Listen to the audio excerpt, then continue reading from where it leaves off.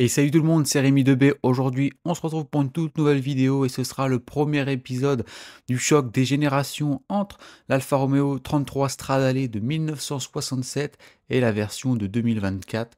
Dans cette vidéo, on verra ça ensemble, les caractéristiques et la comparaison entre ces deux véhicules emblématiques de l'automobile. Et puis c'est la première vidéo dans ce choc des générations et pourquoi pas commencer par un des véhicules les plus emblématiques de l'histoire de l'automobile avec la 33 Stradale de 1967 d'Alfa Romeo. Alors c'est un véhicule qui était produit entre 1967 et 1969 et qui a été produit à seulement 18 exemplaires. Alors je ne sais pas combien il reste d'exemplaires aujourd'hui, il doit en rester très peu puisque c'est un des véhicules les plus rares et aussi les plus chers actuellement dans le marché de l'automobile. Alors c'est un véhicule, la 33 Stradale, qui n'a été fait qu'à 18 exemplaires dû au fait que le véhicule coûtait très cher en 1967 et il n'a pas trouvé assez de clients, pas assez d'acheteurs, puisque la marque italienne avait prévu d'en produire environ 50, il n'en a produit que 18. On retrouve avec des feux avant ronds qui sont pour moi emblématiques de ce véhicule. C'est comme ça qu'on le reconnaît avec pas mal de rondeurs. C'est un véhicule qui est aussi une caractéristique de véhicule de course, qui a une allure de véhicule de course et c'est ce qu'elle est surtout à cette époque-là. Donc c'est une première pour, ce véhicule à cette époque-là, une première véhicule doté de portes en élytre qu'on retrouve aussi sur les véhicules, heu, la deuxième génération qu'on parlera après dans la vidéo. On retrouve aussi un capot qui s'ouvre entièrement, comme on le voit sur les images et c'est un capot qui s'ouvre comme les voitures de course, qu'on à cette époque-là, hein. On retrouve aussi un moteur puissant avec un V8 de 2 litres avec 230 chevaux. Il en faisait 260, mais il a été réduit à 230 chevaux pour la mise en route de ce véhicule. Et c'est un véhicule aussi très léger, malgré qu'est-ce qu'on peut penser, pardon.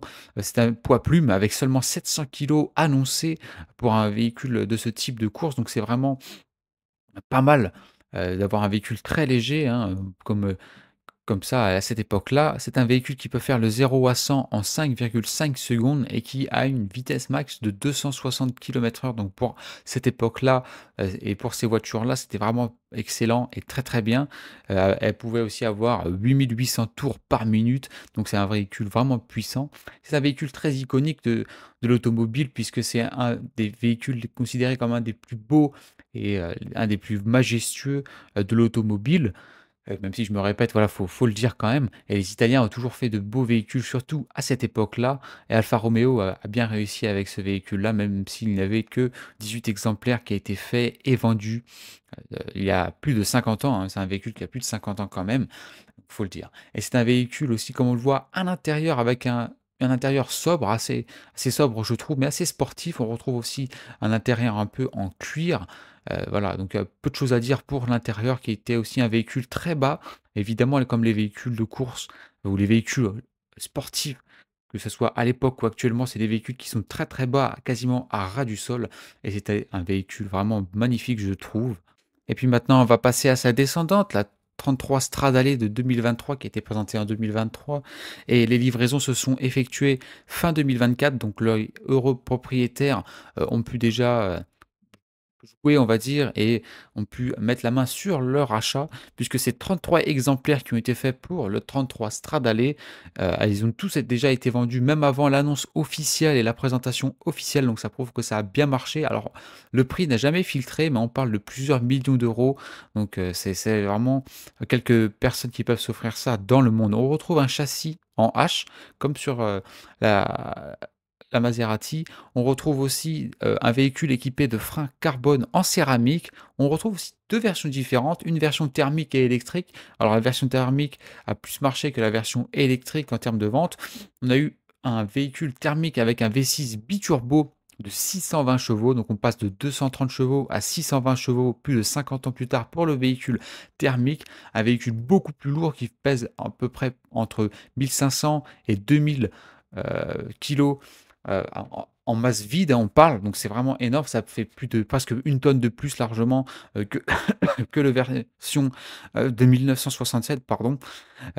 On retrouve encore la face avant avec des rondeurs, pas mal de rondeurs comme sur le véhicule original et aussi avec les feux, assez ronds et emblématiques. Je trouve que ça ressemble pas mal à la version de 1967 qui est une version 2023 très réussie et très somptueuse, très élégante et on retrouve quand même assez le côté sportif, pardon, de ce véhicule. On retrouve encore l'emblématique calandre en V d'Alfa Romeo est sur ce véhicule et pour respecter l'original, il y a toujours les portes en élytre qui sont disponibles sur le véhicule et on retrouve 2 différents intérieurs, sur cette 33 Stradale, un plus proche de l'original avec du cuir et assez sobre, mais plutôt pas mal je trouve et on a l'autre à plus aspect, voiture de course, plus sportif qui est plus pour plonger le client et surtout, le conducteur dans la course et dans la conduite qui veut promettre une conduite très agréable de ce véhicule avec une console centrale comme on voit les petits boutons,